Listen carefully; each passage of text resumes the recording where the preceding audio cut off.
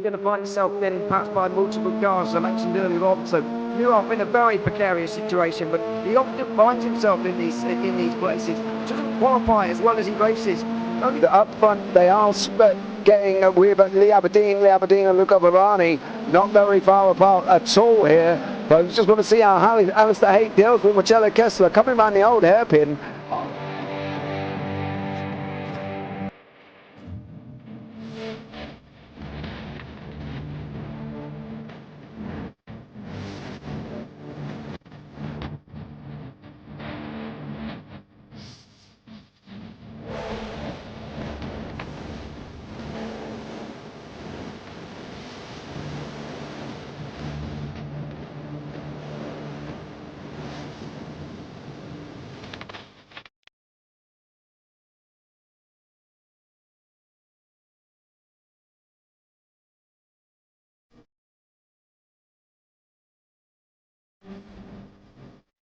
And I would say it's not the best decision they've ever made, just not having done that under the safety car, really.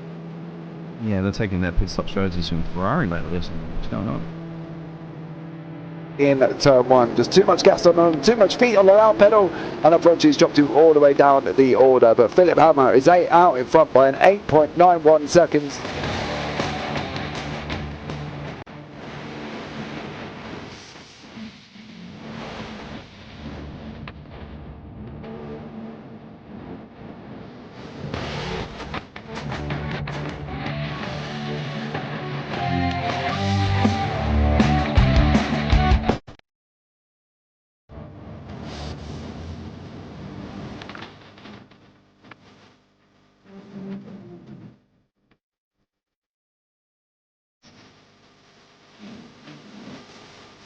Oh, Dan Michael is a wall there, sir. And it definitely doesn't want to be hitting that earlier on as well. Difficult, the understeer is in the dirty air through that final corner because it's such a long corner and you get dragged off into the grass very easily. He'll up the slipstream down it towards the chicane. Peterson was briefly alongside, but that slipstream has saved him and kept him in third. Yeah, Varani now lost a little bit of time to Aberdeen, about half a second. Peterson is all.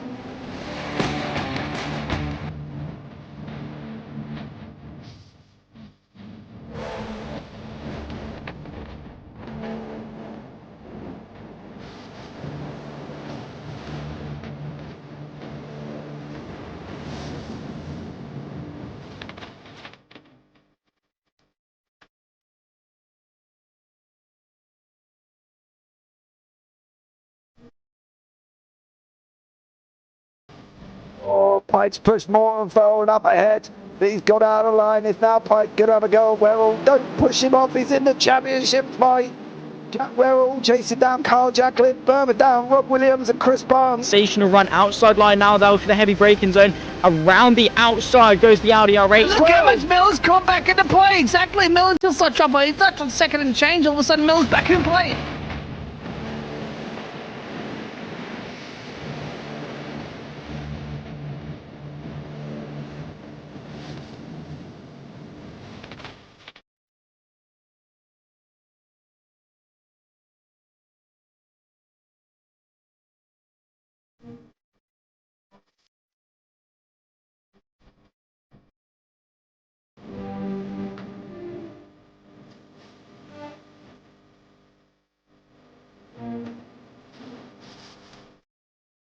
Moving on to the back end of Bill Jocelyn. So there's been a lot of movers and shakers in this first 2 laps here for race. Absolutely serious racing league. Everybody's a lot of fun. Yeah. It's all about the entertainment. So I hope everybody is enjoying themselves out there in the chat. We know that Ron is enjoying himself watching. The Burger King machine's off into the grass a little bit there. Is that really bunching up now?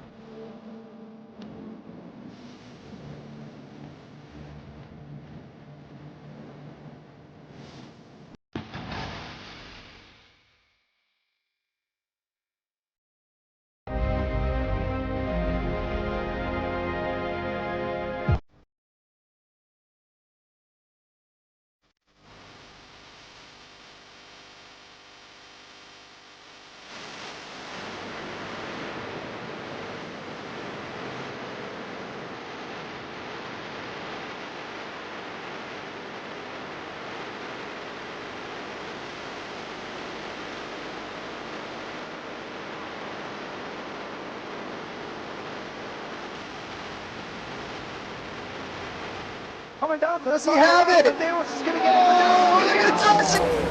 get it. He's on the outside line though, going into the fastest corner on the circuit. Surely this can't work. Dominic Ligner has got a sensational run outside line now though for the heavy braking zone. Around the outside goes the Audi R8. Look how much Miller's caught back into play. Exactly. Miller's still such trouble. He's not on second and change. All of a sudden, Miller's back in play. Can Barry do it? Big Barry's going to do it. Big Barry! Look how much Miller's caught back into play. Good evening, ladies and gentlemen, and welcome back to yet another round in the Sim Racing for Simpletons Super Formula Championship. It's season 3, but not really. Round number 2 sees us take to my neck of the woods here at Snetterton. It's a brilliant circuit and should be a huge challenge in these open wheel machines. My name is Sweeney, Dean Biggles alongside me in the commentary booth. Of course, we are into round 2. A week ago, we took to the Twin Wing Motegi for the inaugural round of this amazing championship, and what a race it proved to be. We've still got another 45 minutes of racing action ahead of us today. Coming into today, though, of course, let's take a quick look at the championship standings as to how things are racking up. Coming in to round number 2, and of course the season to come. Carson Keane started the season off in fantastic fashion, but Dan Whitfield matched his pace up there on 30 points. There you can see Christian Jasper was able to round off the podium. Ridgway, Rivera, the top 5. Then comes Wilburn, Long, Samuel Marr, 7th and 8th. Then comes Andy Yeager, Peter Vedding to round off the top 10. Of course, Wilburn up there is an driver, or an intermediate driver, I should say. He's there in 6th place overall with a sensational finish.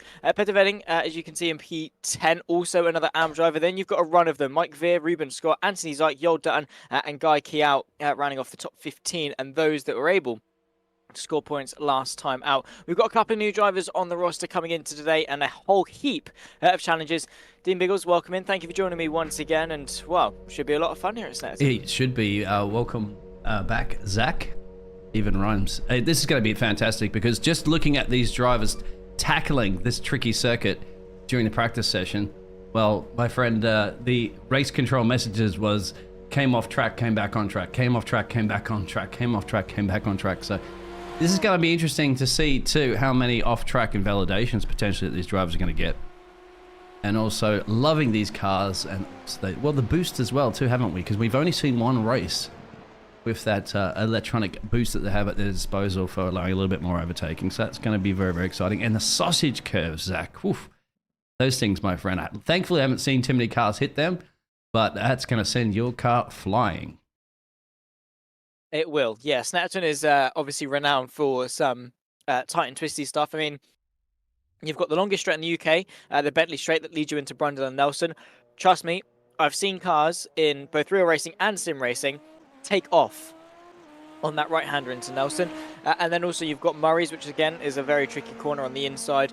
Got to be very careful through core on that long right-hander that leads you into Murray's, the penultimate corner. It's very long, especially in these Super Formula machines. I mean, to be fair, they have got the downforce to cope with it, but it doesn't mean that they aren't still going to be screaming for their life all the way around. Should be a lot of fun, of course, as we said, with the push to pass. It's, of course, a richer fuel mixture, essentially. So, as I said last week, those that are more familiar with the F1 game side of things, what you do is you push a button and the engine tells itself to squirt more fuel into the combustion chamber, more fuel, bigger bang, more rotation on the crankshaft, the faster the wheels turn, which then equates to a little bit more speed at the end of the straight if you'd so be inclined. They get, of course, 200 seconds of it over the course of the whole race, 45 minutes in length, and they have 100-second intervals between each usage. So keep an eye out for that over the course of the race, because management is going to be a huge thing throughout it. Of course, we spoke with Modely's Kiko last week, and she mentioned about how it is such an unknown for some because of that conservation side of things as well, being able to use it in the right ways. As you can see, Carson Keane getting a little bit too keen on the throttle going through the bomb hole, and this is Corum here, this long right hander. You've got to keep it so tight, but it's no problem for these Super Formula machines. Enough downforce to take quite a few of these corners here at Snetterton quite fast. Let's go on hot lap right now there, Zachary. So he's about to start one right now. Carson Keane, of course, sitting the purples because he's first out into the first corner. Go ahead, Zach. Yeah, of course, Rich is pretty much flat out essentially in these Super Formula machines. Then you run your way towards the hairpin of Montreal. Probably a prime overtake, an opportunity if you can follow nice and closely. Keep it tight, late apex, build up the throttle gradually in second gear. Try not to get too eager as you saw there. Slight little bit of a twitch from Carson Keane. Then you run your way in to Palmer. Just a quick flick to the left that leads you onto this back run towards Agostini. Another late braking zone, another hairpin, and another prime overtaking opportunity. Sending it deep on the brakes, keeping it nice and tight early because it's all about building up the throttle before this run towards Hamilton. Another quick flick to the left in fifth gear. Commitment from Carson Keane. On the brakes into Oggies. Can be an overtaken opportunity if it's done right, but it's all about this exit now into Williams. This is the most important corner arguably on the circuit because it leads you onto the longest straight in the UK. The Bentley Straight, of course, you can stand on that bridge. You can't watch over it, unfortunately, but you can definitely stand on it and you can just feel the rush of cars as they run underneath you into a very fast chicane, left, then right through Nelson. You've got to be able to very much balance the limit between apex and sausage curb. Through the bomb hole, of course, it's down, straight back up again. Corum, the penultimate corner, chuck the car through fifth gear. Just be committed, be confident. Then you're slamming on the brakes while you're still turning into Murray's. Being careful, of course, not to run yourself onto the sausage curb on the inside or too wide on the outside, keeping it nice and tucked in on the run to the line, and there we go, a lap around Snetterton. A beautiful circuit, I have to say, a lot of fun to drive, and should, in theory, be a lot of fun for these guys to race around too. Oh, that was fantastic, and I really enjoyed going on board with that because it just felt like I was literally in the cockpit with him. And just real brief, I know you mentioned on that bridge that goes over and you can't look over it. That's the same kind of thing that they are, well, doing in Las Vegas, those little walk bridges that do go across the strip. They're so cheeky that they're actually putting up some sort of paper, that film kind of thing on the glass so that you can't see out onto the track, but you can see in for safety concerns. And so they're doing everything they possibly can to stop anybody from getting a cheap seat at the Las Vegas GP. But we're not in Las Vegas at the moment. That's just some little side note that I wanted to bring. We're here, of course, and Snetterton. Ooh, a little lock up there, as you can see there on the wheel of Guy's machine. Well, you mentioned it, isn't it? That back long straight where he's about to be approaching now. That is key, isn't it, about the exit? Because such a long straight, you've got, if you don't get the exit right, you can drop at least, 10, 15 kilometers an hour, and that's got a lot of speed to make up down the straight. As you can see, goes up, shifts up into fifth gear, sixth gear.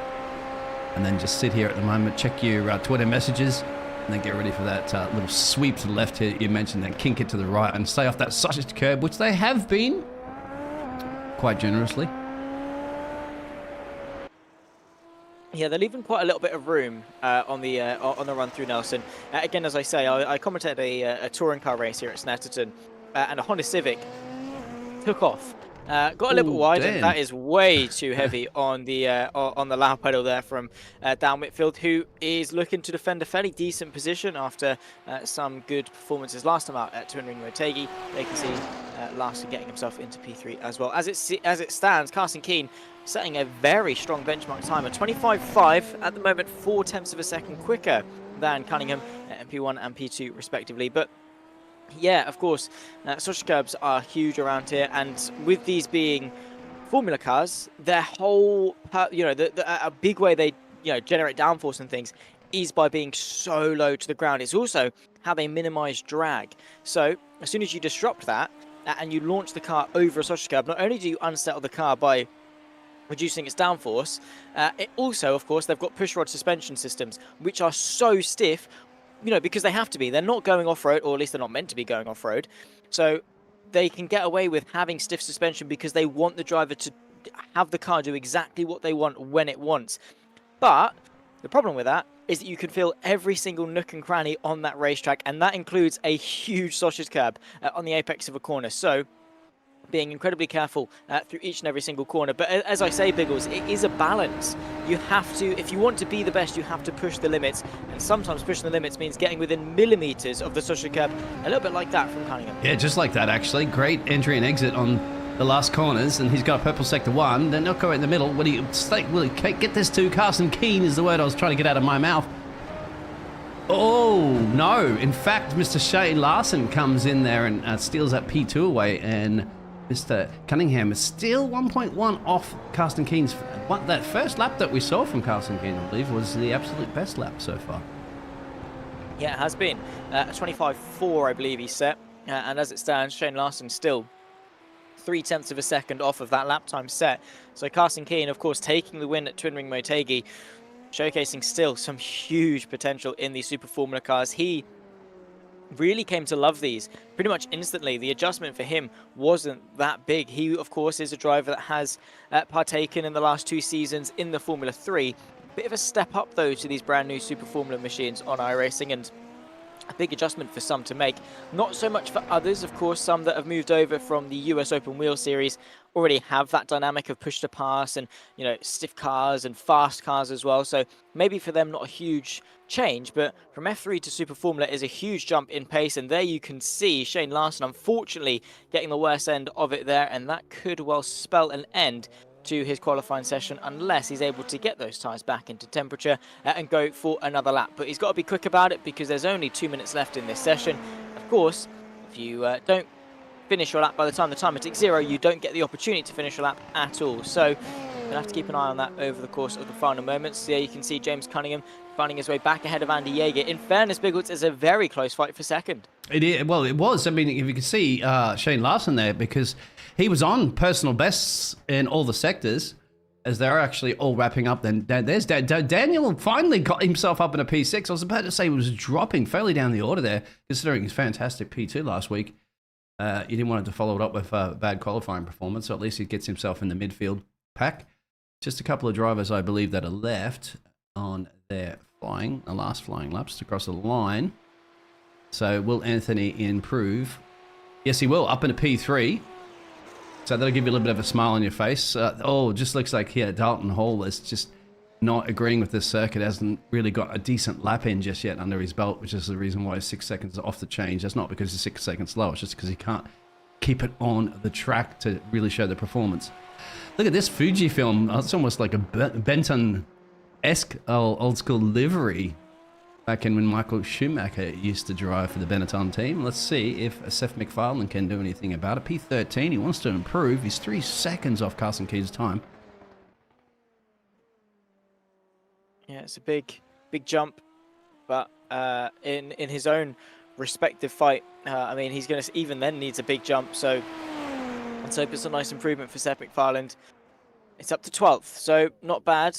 A 1:27.1 in the end, so that's good enough for 12th place in the end of this qualifying session. It has drawn itself to a close. Let's talk you through the grid order for 45 minutes of racing action here in Snetterton. Of course, we'll wait for the session timer to tick down to 0, but Carson Keane setting the pace. Oh, big storm's kicking in again. I don't know why Dalton Hall's just still apparently out on track somewhere, but that'll be neglected as soon as that time clicks over. About 8 seconds to go. Yeah, I do apologise. There's a storm brewing over here, as there usually is at this time of year. So you might hear some lightning, and don't be scared, don't be alert, worried, because no, unfortunately, there's no rain in iRacing. So only pain, not rain. Maybe on this track, a bit of pain. There is your starting grid there, Zach. Carson Keane taking the second pole position of the season. Into the 24 is the only driver to do so. He shares the front row with Shane Larson. Anthony Wilburn, an intermediate driver up there on the second row, sharing it with the Macau driver of Samuel Meyer. James Cunningham rounds off the top 5. Andy Yeager joins him on row 3. Dan Whitfield, not the best of qualifying sessions for him. Will be looking to make up some ground in the race, joined by Christian Jasper in 8th. Robert Ridgway, Petter Vedding round off the top 10 and will keep each other company on row 5 before we get to Anthony Zeich, Seth MacFarlane, 11th and 12th place respectively. Before we get ourselves to the final few places on the grid, Andy Cody, Guy Kiao, Dalton Hall, the 15 car field that we've got. 45 minutes of racing action about to get itself underway. No pit stops required and a lot of conservations between now and then. Carson Keane, I think, Biggles, the most important thing for him is going to be a good start. Yes, that's what it's all about, isn't it? A race start is just to get on with it and get up the road there and not worry about what's going on behind you. Don't avoid any possibility of getting into any collisions. Midfield's always a dangerous place to start a race, but sometimes you can actually gain a lot of benefit if the driver's up the road there in the top podium positions, essentially at the start of the race, and a couple of grids there can make a mistake there, and you seize the opportunity. But of course, you have to have quick reactions and sharp wits about you. So they should get all ready to line up. We're just waiting for a couple of drivers to get in there. Well, where's Daniel in P7? Now, he usually has the fan boost, so say hello out there, of course, to Daniel's family that'll be supporting him on, as well as the question out there, who are we cheering for today? I like them all. From the the boss out there of sim racing for Simpletons. Over to you, Zach. Call the race start for round 2.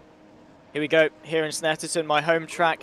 Very much looking forward to this race. So too is Carson Keane and Shane Larson from the front row. We are up and underway for round number 2 of the Super Formula Championship. A very punchy start in the background, as you can see. A couple of cars running side by side, but a clean start for our championship leader of Carson Keane. Side by side as Anthony Wilburn desperately hangs on to 3rd place, but here comes James Cunningham as he tries to pull his way to the left-hand side. There's a huge send from Samuel Maher, and it costs him the place to Daniel Whitfield, who picks his way through as they run their way through the Montreal hairpin. Now towards Palmer. It's a good start from Dan Whitfield, already up 2 places. Yep, and there's a lot of bit of movements in the back there. You can see Seth MacFarlane trying to gain a couple of places. He's gained 2 actually as he's got past Peter. So well done, unless there's a little bit of there's no damage you can see currently in the moment, and that's scrubbling down the back of the field there, but not you worry about that. The back of the field sometimes can be the start of the field later on. Of course, we're moving our way up there, but no changes in the top 3, but this is where the changes are made. Daniel getting 2, and this man, James, gaining 1. Yeah, some good gains from these guys. Unfortunately, they came at a cost for the likes of Maher, of course, Jaeger, Jasper, and Vedding, all of those that unfortunately lost places, and Anthony Zeich as well. All of those that lost places so far in this opening lap, but still hard-fought battles coming on here between Wilburn and Cunningham. Let's see who's going to be the one to come out on top. Shane Larson, to be fair, doing a decent job of keeping with Carson Keane in the opening phase, and in fairness, Biggles, we said that was, you know, an important thing for Keane was to get a good start. An even more important thing for Larson is, oh my goodness me, Anthony Wilburn straight on here at Murray's. Rejoins on the circuit, a couple of places down off the podium compared to where he would like to be. It's easily done because you're turning while braking, and the Super Formula cars don't really like that. Complete lockup, wasn't it? I mean, if it was a complete lockup, let's have a look. Yeah, look at that. I don't know if it just completely forgot to swing it over, because it even looked like the steering wheel's even turning. Unless that was just a little bit of delay, of course, in the visuals of what we saw, because it should have been a little bit of a lockup before he tried to turn the steering wheel, but sometimes some of that visually does not display. But unfortunately, he's down now in P11 after that little mistake. So this is why you never go up in a race, isn't it? Even if you are running at the likes of P12 and P11, because just like that, a couple of mistakes, and we saw it during the practice session, well, you can find yourself basically maybe tasting the bubbly stuff on the podium, regardless of where you're on the track right now. Yeah, potentially so. Determination is a huge attribute of what crafts a champion, even when it's not maybe your day in terms of pace. Similar to maybe Dan Whitfield, no offence to him of course, but his qualifying pace wasn't the best. He's been able to get his head down in the opening moments of this race, do exactly what he does best, which is consistency, especially in these Super Formula machines. He's up to 4th. The podium could well be on within a shout if he drives the rest of this race to perfection. I've got no doubt on that at all. Samuel Maher running side by side with Robert Ridgway going through the bomb hole, and now you can see Andy Jaeger and Christian Jasper getting themselves involved in what could well be a 4, 5, 6 car fight for 5th place. Ridgway just able to hang on. Samuel Maher, of course, looming in the background, would love to get himself back into the mix. Fastest lap for Carson Keane at a 1:26.9 rapid pace set so far, but Shane Larson doing a really good job as to keep with him. Robert Ridgway now, though, who's going to be under a heap of pressure from a good 5 cars. Absolutely, he's going to be under a bit of pressure, as you can see. Behind him is a gap, like a 3-second gap up the road there to Daniel, so he's going to be, in the background, and you can see somebody's gone a little bit deep off the end of the corner. Oh, there's a collision. There's a collision. I think that was that's Andy. You saw a bit of front wing pop back off there, and of course pop back on because of fast repairs. Let's have a look. That was Andy, I think, going off track. Let's have a look at how that's panned out here. There it is. He's come back on, I think, and he's hit. No. There's the contact. Who was that he came in contact with, Zach? Not entirely sure. If we run it back once again, probably tell you could well be Guy Kiao maybe. Oh, it's obviously the white livery. Oh, there he is. No, it's coming. So far. There, see the green and white? Very hard to see. Anyway, we should know, but we'll get it. We have a whole season. There they are in the background. It's Anthony. There it is. Yes. Yeah. Apologies about that, everybody. We get that one all sorted out. Because new season with some of the new liveries. That is not looking good. That's not looking good at all. Look at the rear wing. Look at the rear wheel. It's just completely bent out. And that's an interesting car to drive, isn't it? And yes, when you need 4-wheel steering.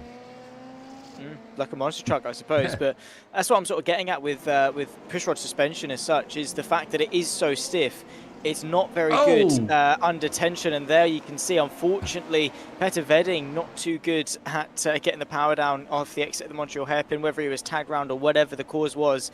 Another bit of contact in this race. Let's take a look as to how it's happened, whether it was solo or invited. Already using a pushed pass as well, I would call it that, but yeah. No, there it is, too much. That's interesting, using it going into a corner as well, too, isn't it? The extra horsepower. Usually you don't, but then it gets us already activated there, Zach. Oh, look at that sausage curve. That's going to hurt you back in the morning there, partner. Yeah.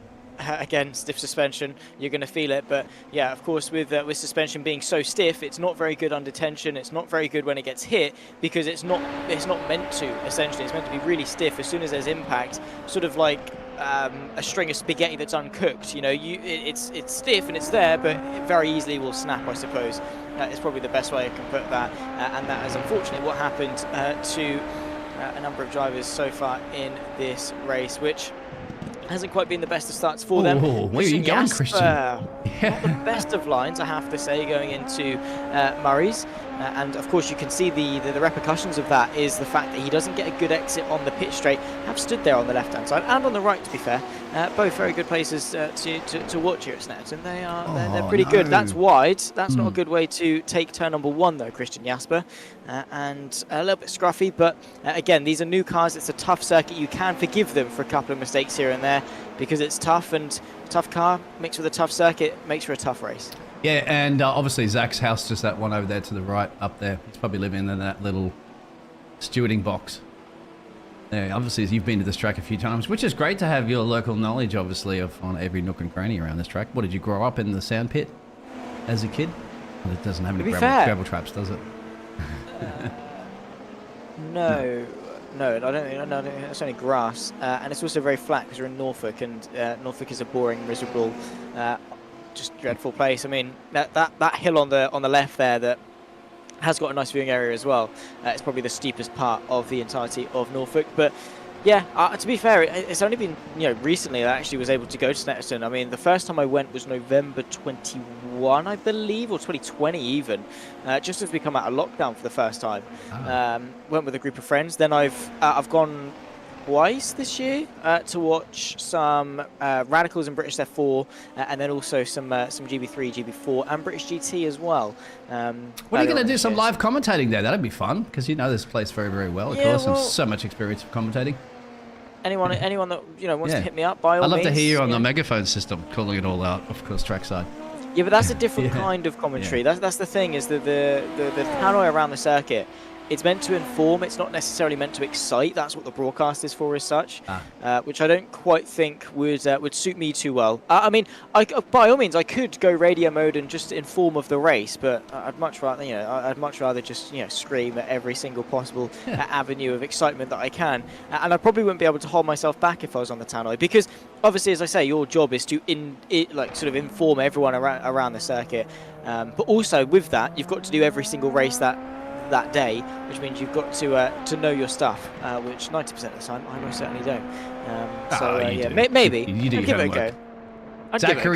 Zachary's talking himself down. He does his homework. Everybody in the chat there, of course, and he did a Sweeney, so you're getting picked on already in the chat there. But we've got a couple of little battles occurring. We just looked at one here, but he's just dropped off the pace a little bit. You can see Wilborn is getting it to Mr. Farland and doing his absolute best, and a couple of little notifications heading of Daniel going off track too. This is not going to be good for the Dan fans out there, so look away if you are the Daniel family, or his girlfriend would probably already know anyway, because she probably would have heard him shout something from his racing rig. Does he keep it out of the fence? Yes, he does. That's a great thing about all this runoff area that you mentioned, isn't it? That at least, and being flat is another key too, isn't it? So it's not as bumpy. That could have gone a lot worse there for Daniel. Didn't actually lose a place out of it, so just lost a lot of time there to James.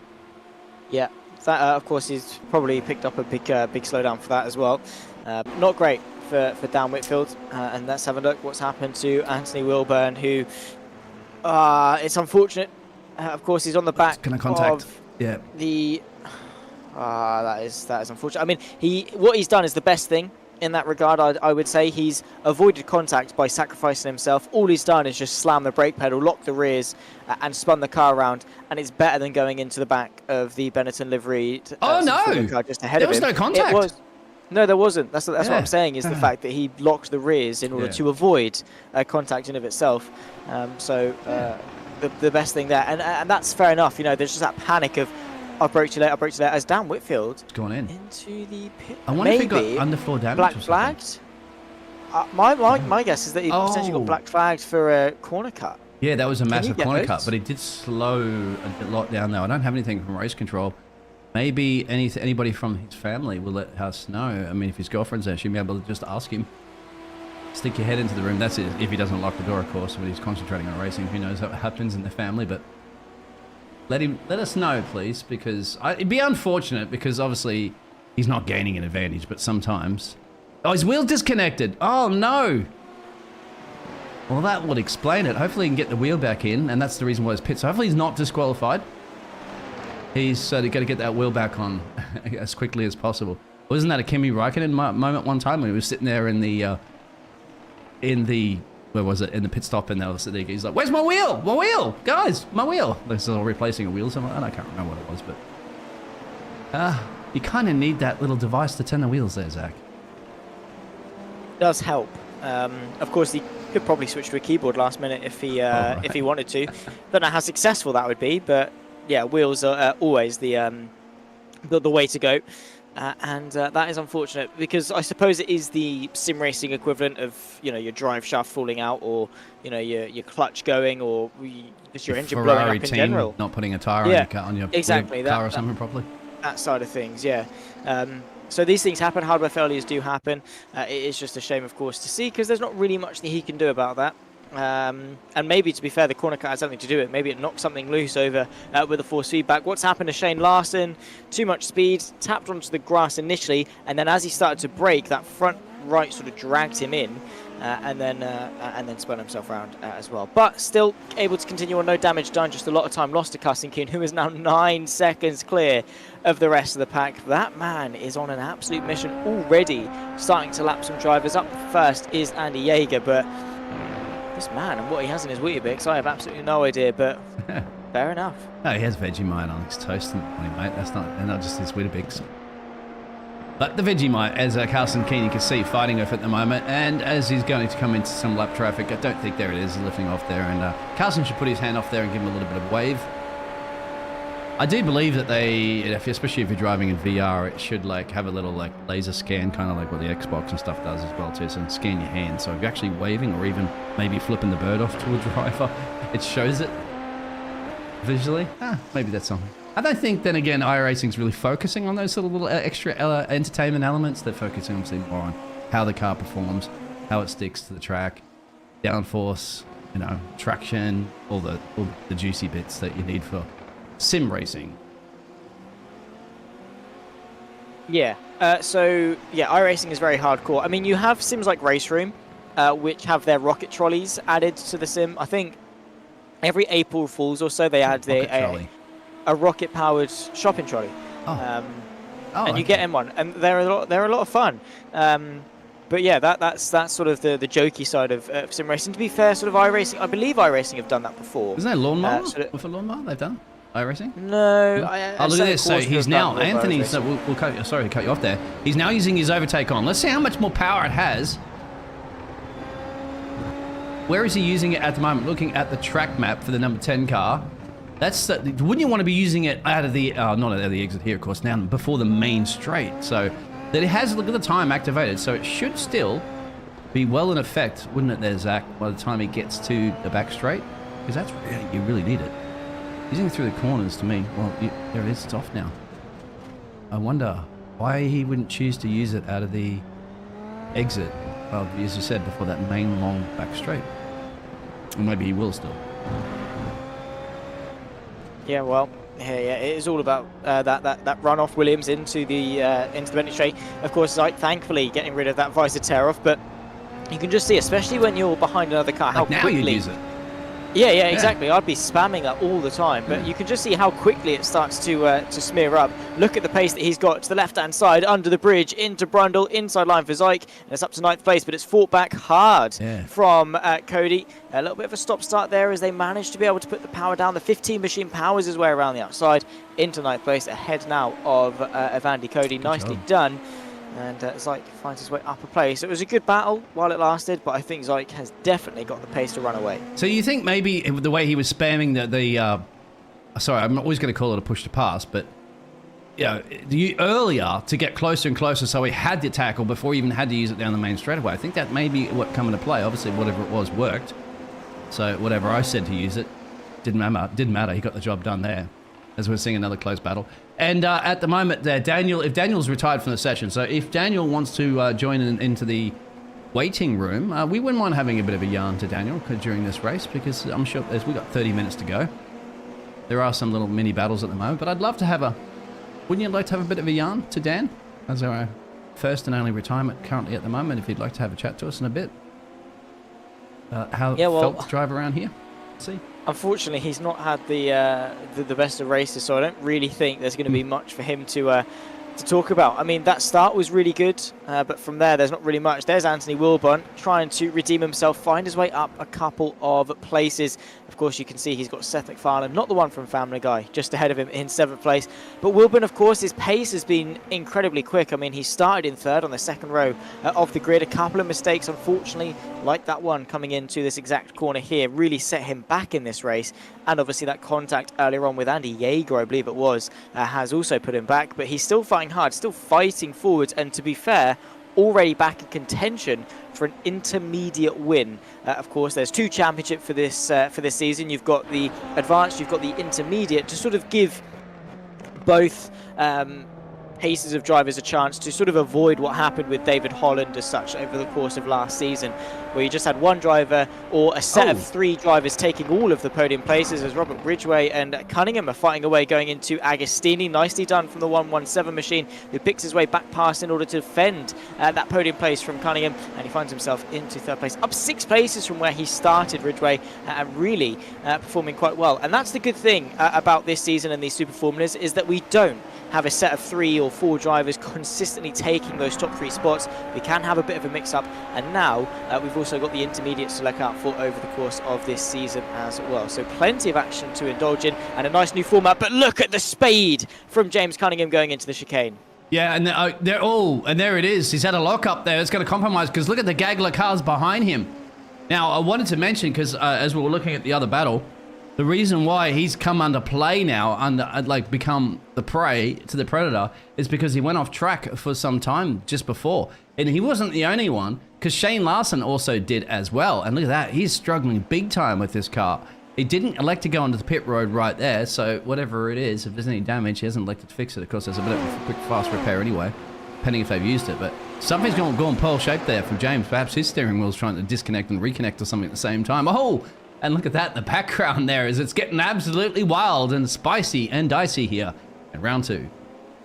It is. Nicely done. Of course, great battling, it must be said, from all of these drivers. And to be fair, people say that Snetterton isn't that good of a racing circuit, but these guys definitely demonstrating quite the opposite, making the most of each and every single available opportunity that they've got. James Cunningham, though, unfortunately making an easy mistake going out of Murray's. Yeah, this is the first one that he did when he was alone, right? Comfortably running in that P3 position. Look at that. So he's just, that doesn't seem much, does it? But he's got to get it around, and that's costing him, what, about 6 seconds of change, and he's got to get it up. And there is the gaggle of cars that caught him, that we saw, to bring on all those battles. So that one little mistake. Also, I just wanted to see about Shane Larson. I don't think Shane Larson went off too much. It's probably just a little bit of an off-track excursion here. Cost him about a second and change. Yeah, not a lot, but still comfortably running in P2 at the moment. Well, actually very comfortable because of that 16-second gap down to Mr. Robert Ridgway. And Carson Keane, of course, well, he's probably already looking for round 3. Yeah, fair enough. I mean, he's done a really good job both offensively and defensively, and as it stands, I mean, his offense has prevailed, up 6 places, as we said, from where he started, and holding firm to a podium place. We still have got over half of this race left to go, though, so his fight with Mar and Jasper, who, speaking of Sammy Mar, showing up his out of this race. Oh, no. Anthony Wilburn showing us in. Oh. Have we had a disconnect, or is he just blinking? He's I think maybe blinking. he's just blinking. Yeah, he's got excited at the moment because Lewis McGrade's jumped in to say hello. That's what it is. Hello, Lewis. Is your teacher, isn't he? Is your father? That is true. The good old sim racing dad, Yeah. the mentor who has helped me a lot and definitely gives me all the advice that I need. Make sure that when I do stuff wrong, he tells me I do stuff wrong. So there's definitely a lot that I can take from him and, just developing my craft. Does he thanks put you in to the all naughty of corner there and say, don't do that Oh, he again? does. Yeah. There's the naughty step if I step over too much, and it's good because it has helped me develop quite a lot, and he has been quite a majority in terms of the advice that I have been taking over the course of my 2.5-year commentary career so far. He's been a big help in that regard, He's one of the best commentators on the planet, my friend. So yes, hello. I'm not quite sure about his golfing skills, but he makes it up with his fantastic commentary in the there it is, the sausage curb there on the inside there. Jasper was dicing with a little, I wouldn't say death, it's a little bit, thankfully in the sim you don't. The pain, as this three-way battle is building up there behind Robert now. For the first time that Robert has to actually kind of deal with a gaggle of cars behind him. He's probably like, all right, we got a race on. I was getting a little bit bored by myself in P3. It's true.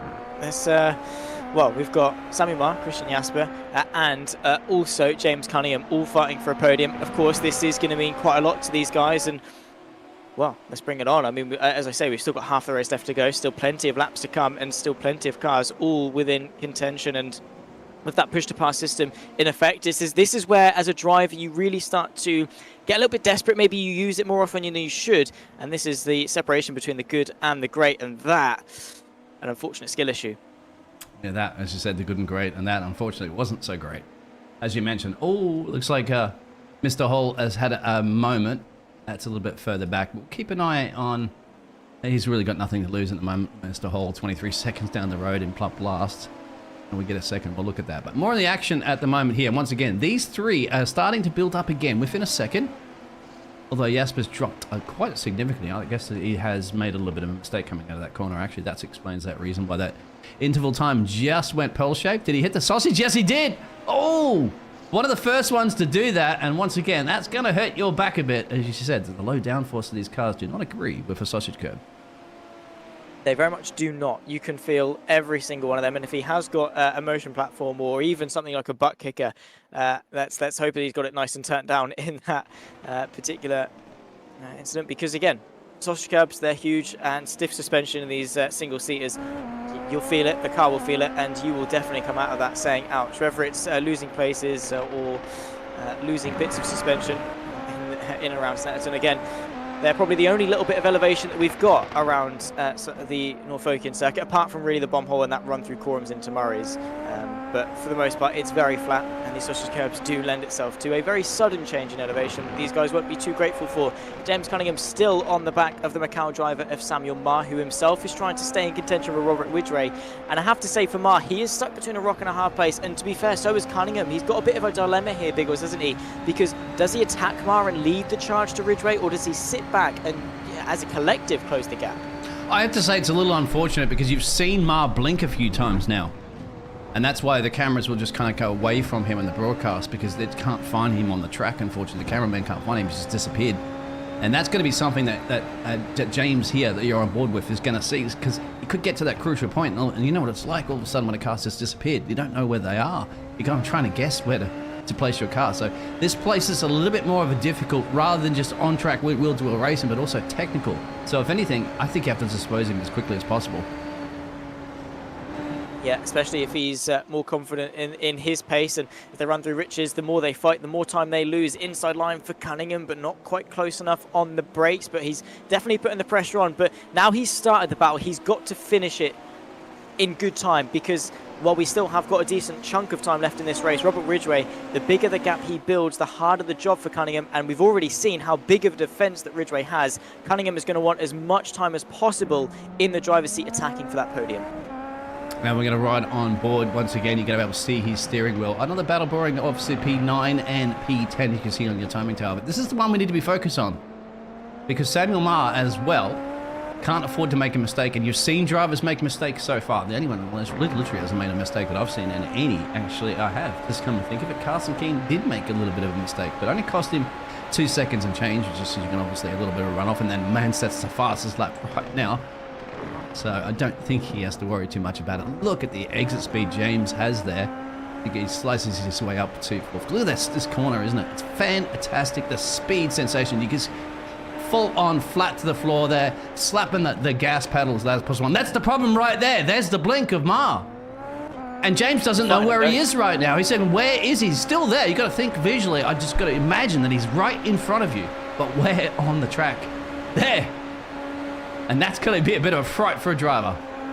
Yeah, as I say, you're fighting a ghost. Really, you happen to predict where they're going to be, because if they pop into existence where your car is, there's going to be some huge contact that not really much of either of you can help.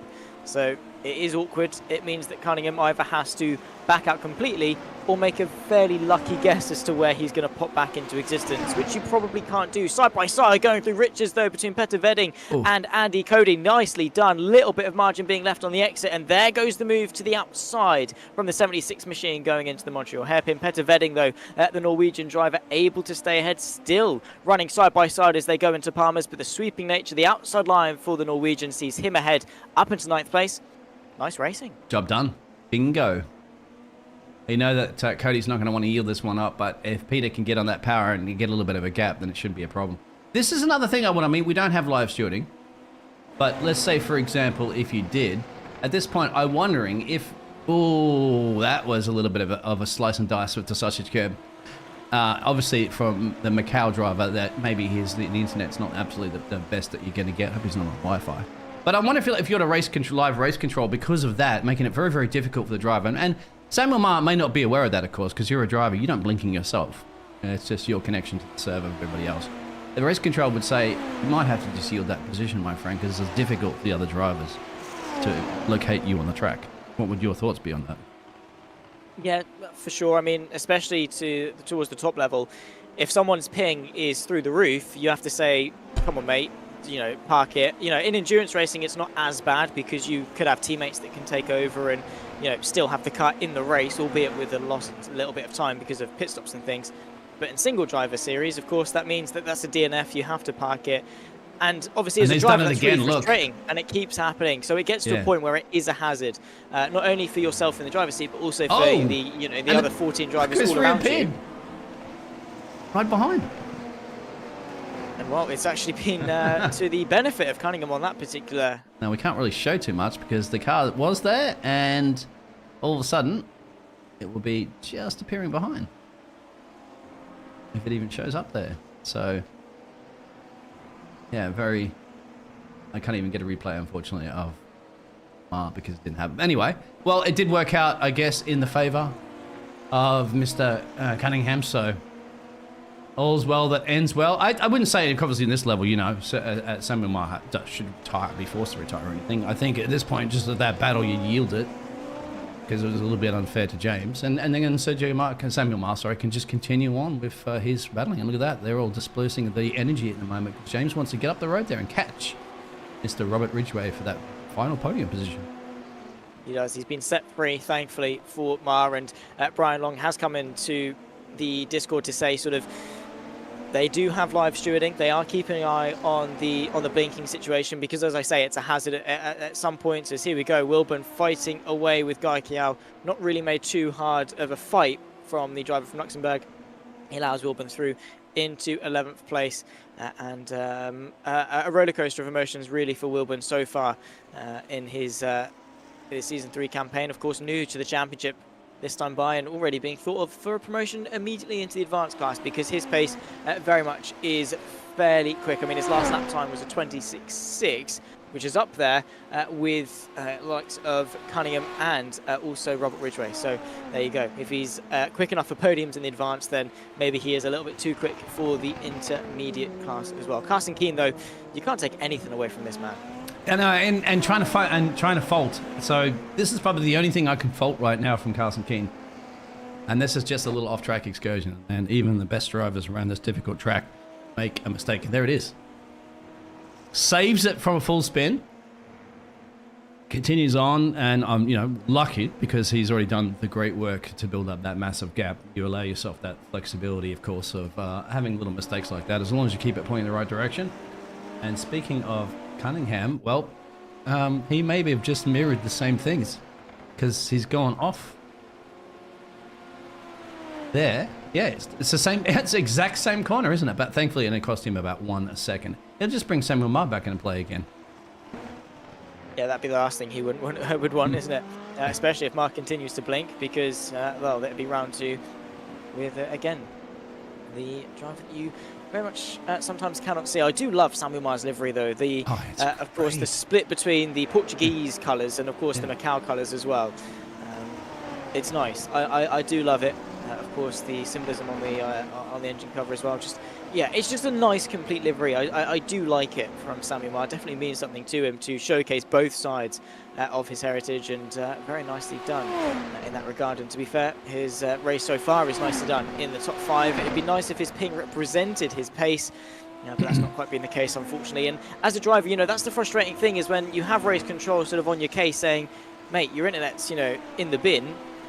And if it does get severe enough that they ask him to park it, that's frustrating as a driver, because there's not really much that you can do about that. It's not like you've made a mistake out on track and then black flagged you for it. It's an invisible force that means you're connected to the session that has caused you to be black flagged. So Sammy Marr, I'm sure at this point, it is quite a frustrating endeavour. It is, because obviously there's a certain amount of countries in the world that don't have the luxury of having fantastic, great internet that we have the ability to have in certain countries.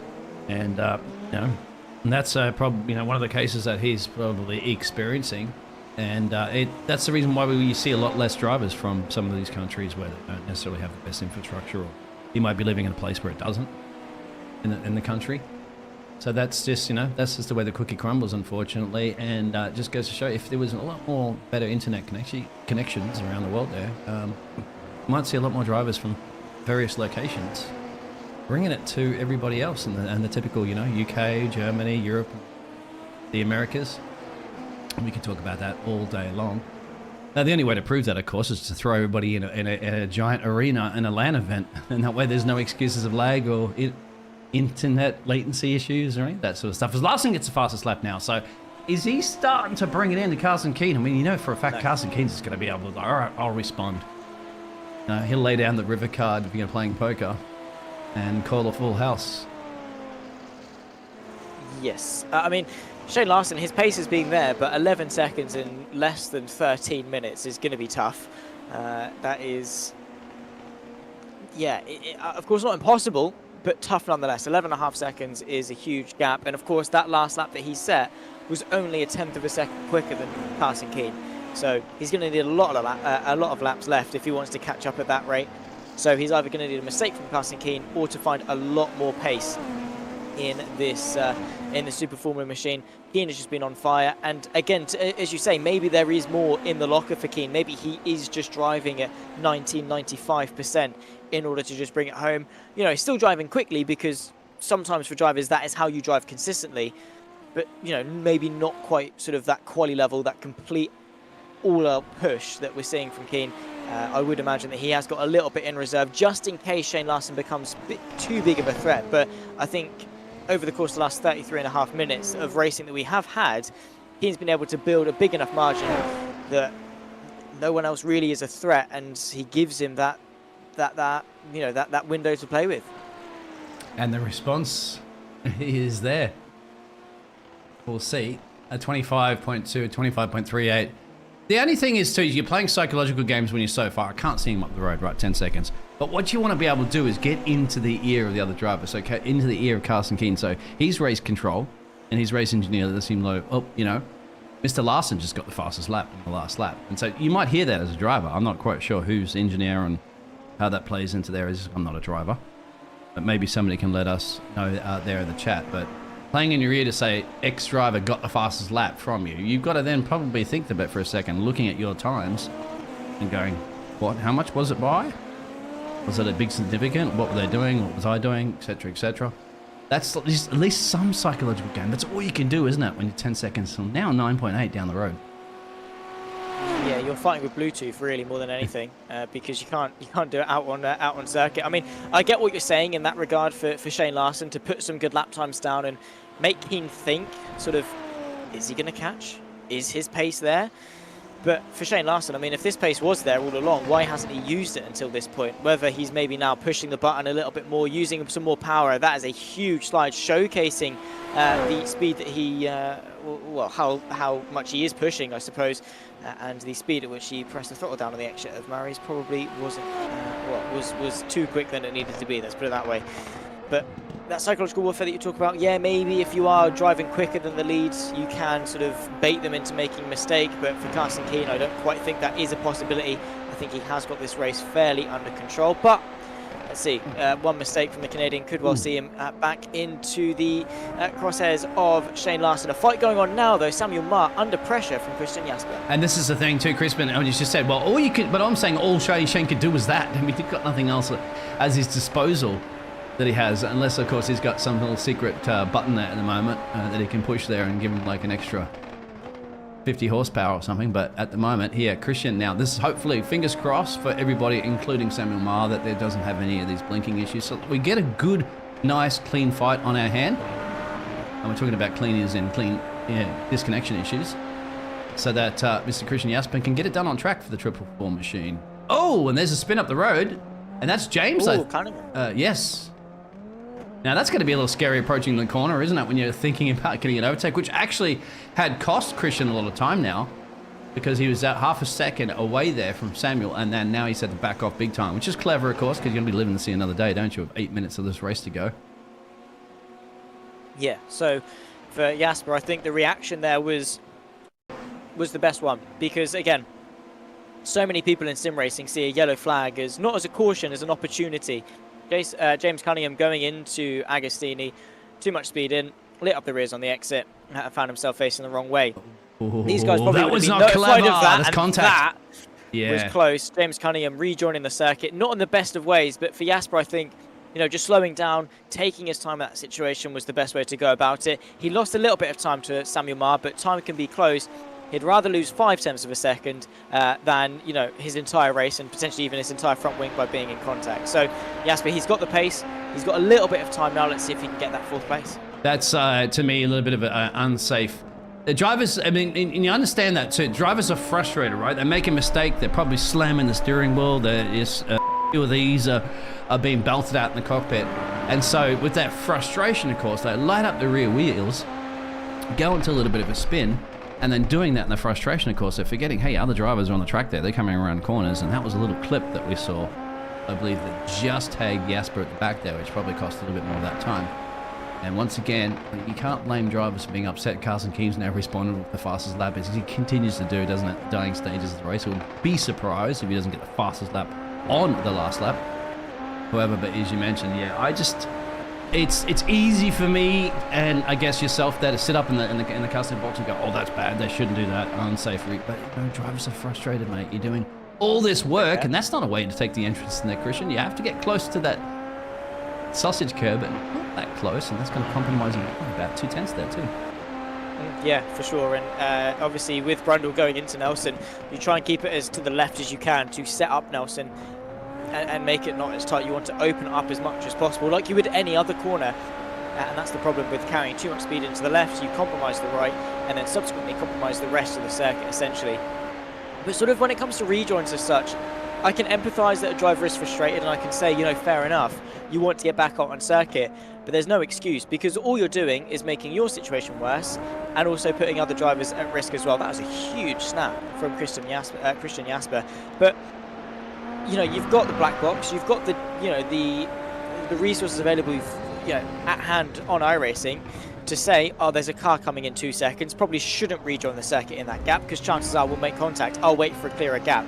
The best thing you can do as a stationary car is to stay stationary. As soon as you start moving, there's cause for trouble. 100% right. 100% right. That's exact. You got to do that, because your moving makes it very difficult for anybody to predict where you're going to be. And it's the same situation, isn't it, when you go into those endurance races that you've cast into the 24 hours and 12 hours, and you have the different classes as well too. And you always have, obviously, the quicker series classes of cars overtaking the slower ones, and that's straight on through for Samuel. That's one way of taking that chicane. Seen pretty much every single. Now, second time we've seen somebody chicane go straight through here. Oh, it's contact. There was a bit of lap traffic, and to be fair, he's done well to stay out of the wall there. I'll give him that. That was quick hands from Samuel Marr. I think... Just keeping the car under control. No, this is not the situation. Has he come back on track? No, this is a little bit early there from Dalton. Because I'm just getting a little message that Dalton's gone off track here, and that's it. It was. Ooh, no, he's gone. It wasn't even off track. There was slow. contact. Yeah, yeah. Oh no, Shane's actually had a crash too. Whoa, Shane's had a crash. Shane from P2. Well, this is what it's telling me at the moment. The telemetry information up here at race control, and look at that. He's hit. He's gonna have to have a spin, isn't he? He's got no traction. You can see he got the dirt on his wheels. He's gonna have to actually back up at the moment, get back in there. Ooh. Oh, and that, I mean, once again, we're talking about reversing, isn't it, back on track there. Now, how much time is that? He did have enough time, so he should still be able to maintain that P2 with 4 minutes to go. It's getting exciting again towards the dying stages of this race. And Cunningham's come back off the track and back onto the track, but only for a second and change. Well, now it's time for Christian to think about taking the P4, because we've got 4 minutes to go. Yeah, he's going to want to get it done as soon as he can. Of course, probably about 3 laps left to go. We'll just have to wait and see when Carson Keane crosses the line to start that final run. But time definitely of the essence for Christian Jasper. For Samuel Marr, it's going to be the longest 4 minutes of his life. For Jasper, probably the quickest.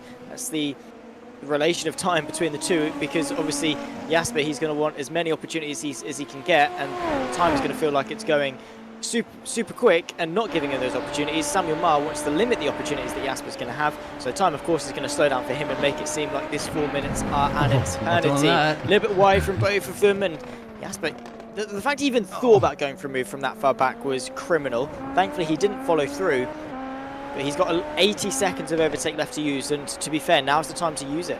Yeah, because you don't have enough time on there. You've got 3 minutes and change left of this race, and that's going to get you 2 laps at best, depending, of course, where Carson Keane is. Both drivers making little mistakes here, as you can see. Christian Jasper making a little bit of mistake. Samuel locking up there, making a mistake. They're both under pressure of each other. Obviously, Samuel's trying his best to defend like mad. Christian's trying his best to attack like mad. And you're talking about lap traffic coming up in play as well, too, because that is not Mr. Robert Ridgway, because he's 6 seconds to change up the road. So this is it down the back straight, as you said, look at that. Very slow cars, like passing your grandma on the M4 highway or whatever you have in the UK. But here we go. Nice run from Christian Jasper there through Nelson. It's setting him up quite nicely, of course. You can see the flashing purple light on his steering wheel dash, still waiting for that cooldown of the push-to-pass system to recharge. They get a 100-second cooldown, which is essentially just a little bit over a lap, which is a long time for Jasper to wait, but might well be just in time for the Bentley Straight, one of the most important runs that he's going to have in this race through that long run that you have towards Brundle and Nelson. He's all over the rear end of Samuel Marr, but he's still got about a minute's worth of push-to-pass left to use, so dump it all, make the most of it. But of course, be clever with where you're using it as well. Samuel Marr, as it stands, putting up a sensational defense. Christian Jasper, though, pushing incredibly hard, a little bit too hard, but still pointing the right way. Yeah, and that's something as well, too. Like, you're going off there, and you see Samuel Marr's going to sit out in his mirrors and go, oh, okay, I've got a bit of breathing space. But just like that, you don't want to be too overconfident, because Samuel Marr can also be thinking about that too much and looking in his mirrors and not focusing on his racing line, and all of a sudden making a mistake himself. We've seen that before multiple times in multiple leagues. So Christian's got to put his head down and continue this attack. They have 1 minute and change. Where is Carson Keane on the track? That's the question of the day, isn't it? Right here. And if you look on your track map, he's about halfway through the track, and with what, a minute and change to go. I think we'll get another lap out of that. I don't think Carson Keane's going to be able to get to that start-finish line in that time. Which I hope so. I think this will be the penultimate. Yeah. Yeah, I'm gonna go with penultimate. I mean, he's got a minute around the. Yeah. We'll tell him to slow down, actually, race control, so that we can continue another lap, please. At least we get another lap out here for this battle. Well, yeah, these two very close, and they're going to be wanting Carson Keane to not slow down, to continue for another lap. But with the 25-second lead, he could, in theory, slow down. Oh, see the mistake? When he's going to cross the line, and there we go.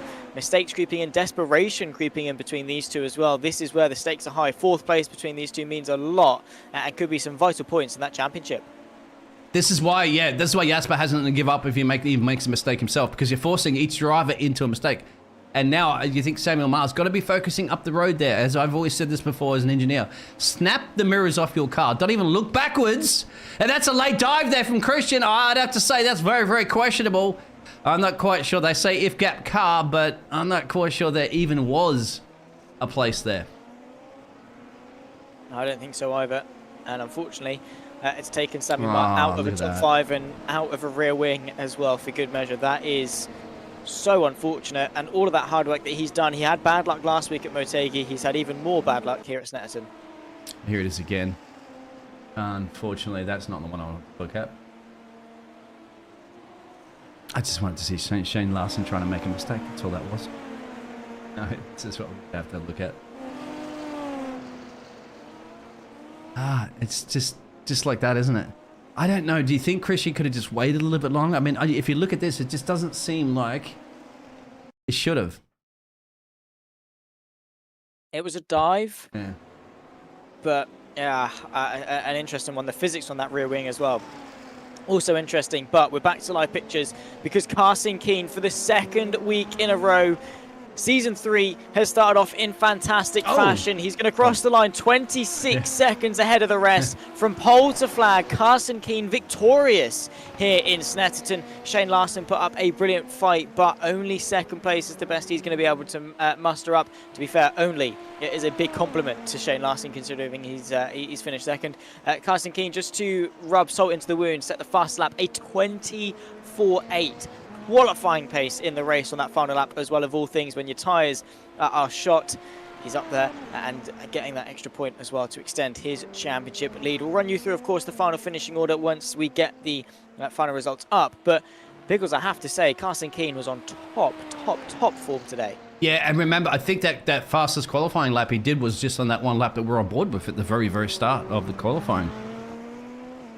So, whatever you did do that, Rob, it's actually pretty ecstatic, isn't it? If you're weaving yourself across there, you're a happy camper. And why not? A little bit of, not a completely lonely race. It was challenged a few times there in P3, but he ends up bringing it home. And I'd have to give it to James here. Like, a lot of mistakes he did make here during the race. He's still going to be very, very happy and satisfied with a P4, for sure. Because it could have been a lot worse. And look at that. You'd have to say almost driver of the day, isn't it? We hadn't even really gone over to Saf too much. But he's got it done. That Benetton, old school Benetton livery. And 7 positions gained, my friend, to get that P6 there. Obviously at the unfortunate circumstances of Samuel Ma, who's actually retired from this race as well. Including Dalton Hall and Daniel, we all know, had a steering problem. So, that is your round 2 race, and what an exciting one it certainly was, wasn't it? You get that little moment where it was quiet at some parts, but that's more exciting than most Formula 1 races, isn't it? Because you had, well, I'm not going to go into that, Zach. Talk all day about it, but let's see if we can get any of the drivers in and the official results up there for you to go over. Yes, 45 minutes of racing action. Carson Keane extends his championship and extends his win tally for this season. He finishes ahead of Shane Larson and Robert Ridgway on the podium. A beautiful race for the Atomic Racing Machine. Of course, Ridgway, that is going to mean a lot to him. His defence was sensational. James Cunningham, Seth MacFarlane rounding off the top 5. A very deserved intermediate win for the 75 machine ahead of Anthony Sykes. Then comes Peter Vedding, Christian Jasper, Andy Cody and Anthony Wilburn. An up-and-down race, but still able to muster a top 10.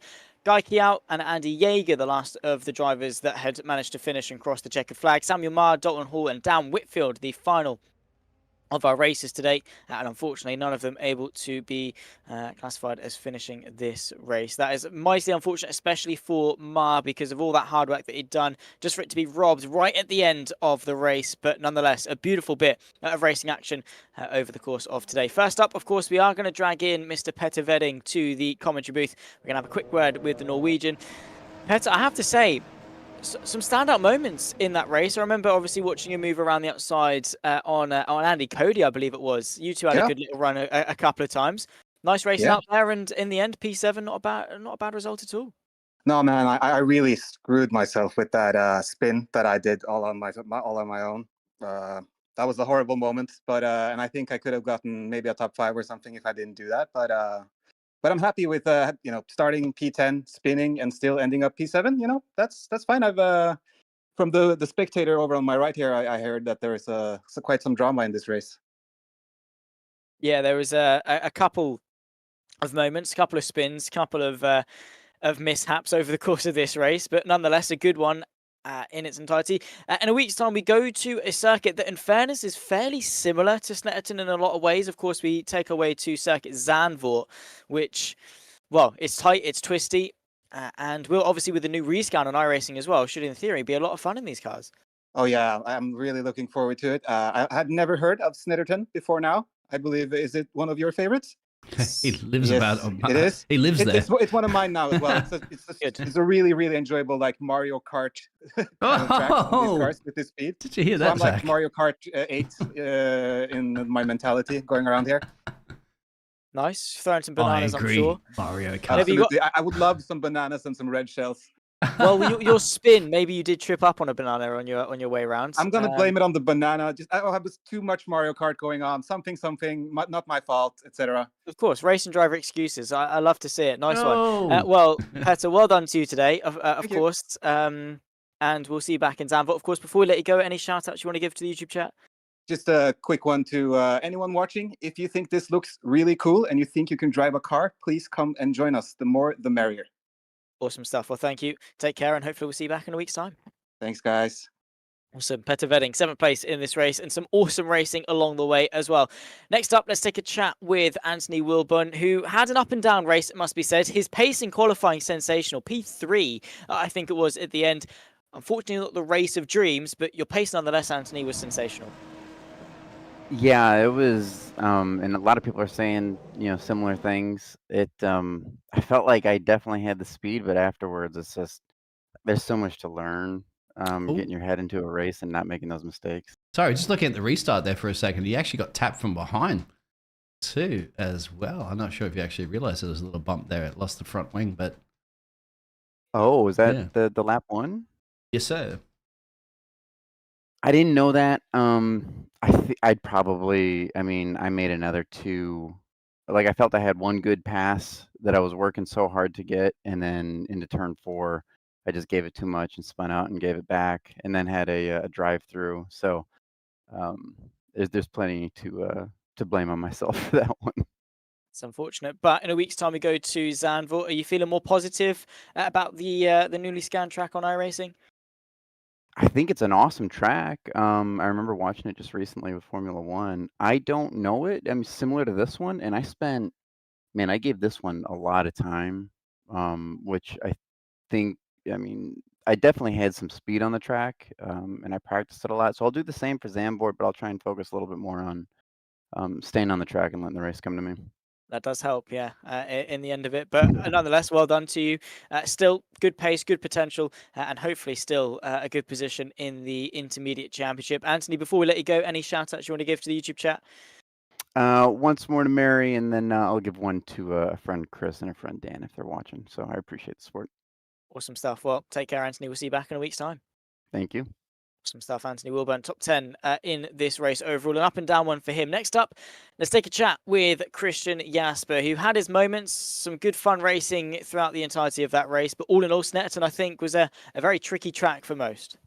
Oh, 100%. Again, I'm really sorry to Samuel. That was an absolute blast up until that point. That I would absolutely do that again. I hope I can race him again with better results for the both of us. I really enjoyed that.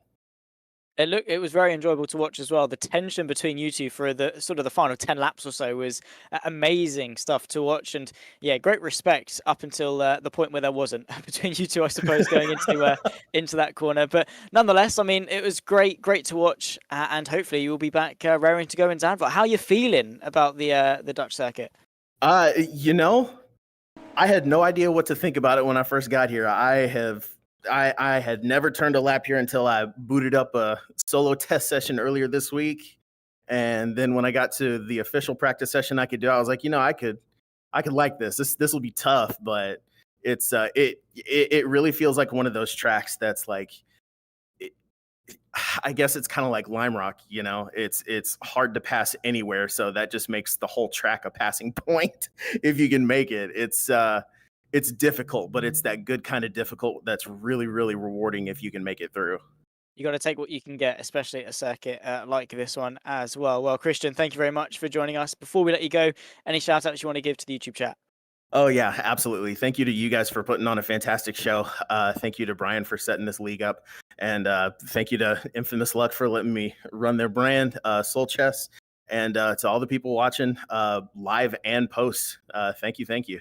Awesome stuff. Well, take care, Christian. We'll see you back in a week's time when we head to the Netherlands. Absolutely. Cheers. Take care. Bye-bye. Christian Jasper then 8th place at the end of round number 2. Next up, though, who are we going to take a chat with? Let's go to James Cunningham. Of course, he had a pretty decent race, in fairness. 4th place finish by the end of it and some good battles along the way. James, welcome in. And again, as we've sort of said to everyone so far, Snetterton seemed to be a tricky one today. Definitely a tricky one today, guys. But honestly, in practice, I love the flow of the track. I was setting some good times, but this being my first league race and, third day in this car, the pressure was definitely on in the race and qualifying. Obviously had a good start, so, I was really happy with that, but just made a few mistakes, skidded the tires a few times, and I was racing on dead tires the rest of the race, Made a few mistakes, and it was a tough one, but much to learn still. Definitely happy with 4th place finish, obviously, especially in the intermediate championship. But unfortunate with Jasper and Ma. I definitely didn't deserve it after today's performance. James, But really happy and looking forward to next week. You lost your front wing off the start there as well, too. Did you feel that? I mean, obviously the quick repair kicked in, but... Really? Yeah, we're just watching it I had no idea. Watching it back Unless it was just a now. visual thing. Oh, it could have Yeah, been. unless No, it was look at just that. netcode It's or straight. I something. mean, yeah, It you're... might have just been an iRacing You had a thing. fantastic racing launch. You could see that so much more power. There it is, contact, and yeah, it could have possibly been that. Yeah. Yeah, I'm not sure. Unfortunate. As soon as I just looked at the standing start, I was really unhappy with how close the grid was set up. I know I have good launches in this car, but just unfortunate you have no room off the start there, so you're kind of forced to settle in behind you. Yeah, well, fair enough. And of course, you mentioned that you've not been driving this car for too long. Talk to us a little bit about that bedding in process. How has it been learning the Super Formula car? Is it similar to any other open wheels that you've driven? To be honest, I started iRacing back in August. I have maybe 25 hours experience in the F3, mainly GT3 racing. Main thing I love about this car is it just feels so good under braking, but definitely I would say the difference between open wheelers and GT racing is just you're always driving on the limit, your difference in throttle coming out of the corner, maybe a few increments, and it's the difference between a great launch out of the corner and spinning out. Same under braking. Yeah, very difficult car to drive, it seems, but you've handled it quite well so far. A 4th place finish, and of course the intermediate win, as you say, not at all a bad result. Thank you, of course, for joining us in the commentary booth here today. And well, before we let you go, any shout outs you want to give to the YouTube chat? I just want to shout out Brian. I discovered this league literally last week, so this has been really fun. And obviously everyone watching, supporting me today. Thanks for watching, guys. Sorry to let anyone down with all the mistakes, but looking forward to next week. Awesome stuff. Well, thank you for joining us, James. Take care, and we'll see you back when we head to the Netherlands. Real quick there, Alrighty, James. bye-bye, It guys. says USAF. Is that US Air Force? Yes. Okay, I'm excellent. currently serving in the Air Force. Wow. Good work. Keep up Nice. the great work there as This well. is my weekend this hobby is- now. This is your job upside down, essentially. Then, isn't it? Definitely. If I could just flip these cars upside down, we could definitely get them up in the air for sure. Be right at home. Well, thank you, James, and yeah, nice to talk to you. Nice to meet you, of course. First time, speaking to each other. But yeah, as I say, take care. We'll see you in Zandvoort. Yes, sir. Have a good one, guys. Thank you very much, James Cunningham, winner of the intermediate, I should say. I do apologise for that, by the way. He hasn't got an I or an A next to his name on the live timing, so didn't know that he was an intermediate. He did take the intermediate win in the end. Next up, though, let's take a quick chat with this man right here, Robert Ridgway. Hello. First of all, congratulations, a podium. It wasn't easy though. You really had to work for it over the course of that race. Oh yeah, it was a tough one. I was just trying to stay out of trouble and it worked out. It's a good one. Look at the race start too, by the way. Sorry, we was looking at the replay of the race start. Straight up the gate and into well, you're in P3 of course, but no, you sorry, my apologies there, Robert. I have to look at that again. Just let Zachary do these interviews. Probably. Yeah, I forgot where I started. It feels like a lifetime ago. No, that was ninth. Yeah. You were up 6 into third. Yeah, so there it ninth. is. I was right. Look at that. 1, 2, 3. A few more there. Again, just to start. I think it's 7 or 6. Yeah. 6 or 7 right there. Yeah, all right. Good job, Rob. I forgot he did that. Nice. I love it and awesome. So humble. He doesn't even know his accomplishments. But from that point, you really did a good job of holding it. Your defense in that race, the way you kept composure was just sensational. And obviously managing not only the pressure from behind, but also Snetterton itself, a very difficult circuit today. Yeah, it's kind of nice. The circuit makes you conservative, but I needed to push. But then you don't want to take too much risk. But it worked out because I think a lot of folks are making little mistakes here and there, and I was just, turtle versus the hares type of thing. And then, but I did try to go for fastest lap with like 90 seconds to push the pass. Got like a 25.8 or 9, I forget, but it was a failure. But it was a good effort. Not bad at all. Decent time, to be fair. And of course, looking forwards, next week we head to the newly rescanned circuit on iRacing, of course, Zandvoort. We now have the banks. How are you feeling about that? Could we see another podium? Yeah, let's go get first place, man. I gotta go actually put some practice laps in. That was fun. Oh man, those clips with James side by side were fun. That was good racing. But yeah, for Zandvoort update, that last corner doesn't have the crazy curve that kills you, so that'll be nice. I think it'll work real well with these cars. Should well do indeed. Well, Robert, thank you, of course, for coming in to have a chat with us. Before we let you go, any shout outs you want to give to the YouTube chat? Oh, for sure, man. Holler at you guys. Y'all do a great job, so I appreciate it. And the family letting me take a break and knock this little race out. So y'all have a good rest of your weekend. Deuces. Awesome. Thank you very much, Robert. Take care. We'll see you in Zandvoort. Robert Ridgway, of course, that podium place in this race. Very well done to him, of course. And well, now we get ourselves to the top, the absolute pinnacle of this championship so far. Carson Keane, not been a bad start to the season, I guess. 2 races, 2 wins. It's whatever, right? Yeah, I'm not complaining. I don't know if it's whatever. There's definitely some fast guys in the field. I think I just got lucky if they had some incidents or whatever. But I do enjoy Snetterton as well, and it was pretty fun with this combo. It very much looked it. Very tough, though. I mean, we saw probably your only mistake over the course of that race was a little bit of a moment coming out of the final corner, but it just goes to show that even a driver of your caliber can make mistakes at such a tricky circuit. Oh yeah, no, I kind of kicking myself. That was my 1X. Yeah, just a lost concentration a little bit, messed up the braking. It's pretty tricky while you're trying to turn the car and slow it down and get to the right side of the track to flick it over to the left. So yeah, other than that, pretty happy with the race, obviously. Yeah, very much. Well done. It seems that you are betting into these super formulas really nicely. Taking a good stance in the championship so far, of course. Going forwards to Zandvoort, are you confident you can make it 3 and 3? I hope so. I mean, I hope so. Like I said, I know there's some fast guys here. With Shane, mine, Daniel, I think was having some technical difficulties. Robert, there is some pretty speedy guys. So definitely want to keep the streak alive. But happy to have a good race today. So. Awesome stuff. Well, thank you for joining us, of course, Carson. The 27.5-second lead that you had at the end there didn't make for too of an interesting fight for the lead, but can't take anything from away from you at all. Any shout out you want to give to the YouTube chat before we let you go? Just thank you guys for doing the broadcast as always. Always appreciate watching it back. Thanks for Brian for organizing it, and just thanks for the community for being great to hang out with and race with. Awesome stuff. Well, take care, Carson. Thank you for joining us, and we'll see you back in a week's time when we head to the Netherlands. Thank you. Awesome stuff. Carson Keane, winner of not only the Twin Ring Motegi round, but also here at round 2 at Snetterton. Ladies and gentlemen, unfortunately, that is going to bring an end to our coverage of the Sim Racing for Simpletons Super Formula Championship. Season number 3 saw us take round number 2 to Snetterton. In a week's time, we'll head over to the Netherlands, Zandvoort, taking place for race number 3 of this beautiful championship. Will it be Carson Keane to take yet another victory, or will someone else step up to the mark? We'll find out with all the questions yet to be answered. But in the meantime, my name has been Zach Sweeney. I've had Dean Biggles alongside me in the commentary booth. It's goodbye for now.